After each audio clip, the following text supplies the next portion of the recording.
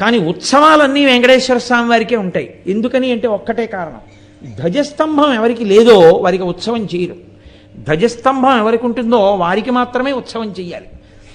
ఒకే దేవాలయ ప్రాంగణంలో చాలా దేవాలయాలు ఉన్నాయనుకోండి, ఒక్క స్వామికే ధ్వజస్తంభం ఉంటే ఆయనకే ఉత్సవం చెయ్యాలి తప్ప ధ్వజస్తంభం లేని దేవాలయంలో ఉన్న మూర్తికి ఉత్సవం చేయకూడదు.